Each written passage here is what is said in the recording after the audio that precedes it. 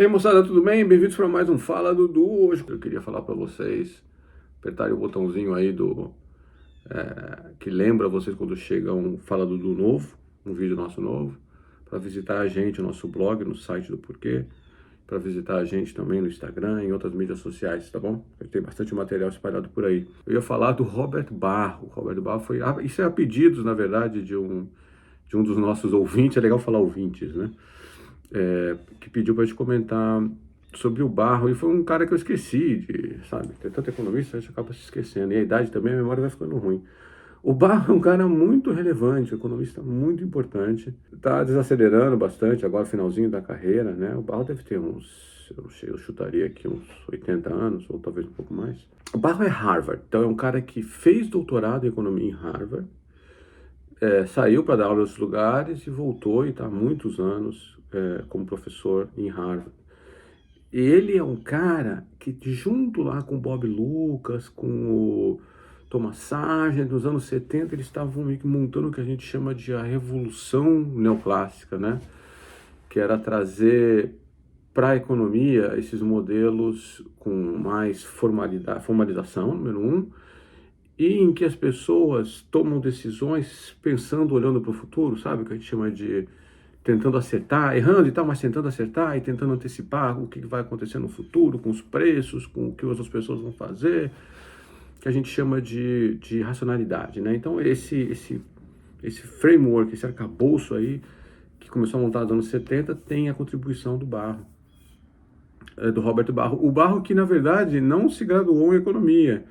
Ele fez o doutorado dele em economia, mas ele foi aluno do Feynman. Ele foi aluno de física. E ele logo percebeu que, nossa, aqui nessa área aqui o pessoal é muito cabeçudo, então eu vou para economia, que lá talvez eu tenha possibilidade de ter algum destaque. É verdade. Então é um cara que já vem, né, com uma base formal bastante sólida. O que mais sobre o Barro? Paper importantíssimo que ele publica é um paper dos anos 70, no meio dos anos 70, 1974, que é sobre dívida pública.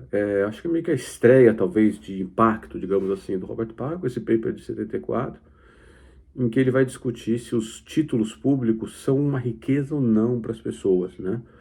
E acho que ele que é o primeiro a formalizar a ideia da equivalência ricardiana, lá do Davi Ricardo, que é uma ideia meio que, em termos gerais, é assim, bom, se o governo, por exemplo, hoje baixa imposto e não muda nada nos gastos, né? O que acontece? O déficit vai subir, ele vai precisar emitir mais dívida. Dado que ele vai precisar emitir mais dívida, ele vai precisar repagar essa dívida no futuro. Dado que ele vai precisar repagar essa dívida no futuro ele vai ter que aumentar o imposto, né? Aí a gente fazendo com a hipótese que o gasto não mexeu. Então, uma redução da carga tributária hoje, não acompanhada por uma redução de gastos, ela, na verdade, aí você vai ter esse dinheiro a mais, né? Porque cai nos impostos. Você vai comprar justamente esses títulos públicos, mas você não vai se considerar mais rico por isso. Por que você não vai se considerar mais rico? Porque no futuro eu vou ter que repagar, né? No futuro essa dívida do governo vai vencer, né? E como é que ele vai pagar? Me tributando a sociedade de uma maneira geral. É claro que se tem algumas pessoas são os detentores do título e outros não, e outros um só paga imposto, o outro tem o título e paga menos ou mais imposto, essa equivalência vai quebrar, né?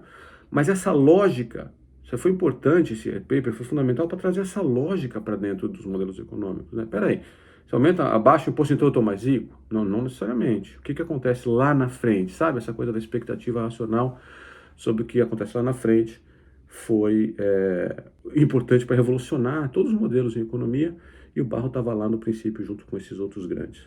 E vários alunos importantíssimos, né? O Barro teve alunos muito importantes. Eu vou citar dois aqui, vou citar da geração mais jovem, tem a Emi Nakamura, que é um destaque na área de macroeconomia, de monetária. Mas quem? Essa é mais jovem, né? Da geração um pouco mais velha tem o Sally Martin, que escreveu o artigo junto com o Robert Barro. O Sally Martin, que é um cara lá de Barcelona, e famosíssimo também, super excêntrico, um cara super interessante, é um aluno de destaque do Barro. Eu vou aproveitar e me estender um pouco mais, eu sei que já estou passando do limite, mas eu esqueci de falar uma coisa importantíssima sobre o Barro. O Barro foi, junto com os coautores, um deles inclusive o Sally Martin, ele foi um dos que começou a fazer esse trabalho empírico na área de crescimento. Então a gente tinha os modelos de crescimento, né, final dos anos 50, depois eles mudam, aí tem os crescimento endógeno nos anos 80 e começo dos anos 90, mas é só no comecinho dos anos 90 que esses caras chegam e falam, peraí, vamos olhar o dado. Assim, no dado, o que a gente vê? A gente vê uma correlação, de fato, de ter mais investimento em educação e o crescimento ser mais alto. A gente vê ou não, né, se mais imposto faz com que o crescimento seja mais baixo, por exemplo. Então, trazer essas coisas para os dados, né, trazer o modelo de crescimento econômico neoclássico para os dados, é obra do Roberto Barro, no começo dos anos 90 também. Contribuição importantíssima.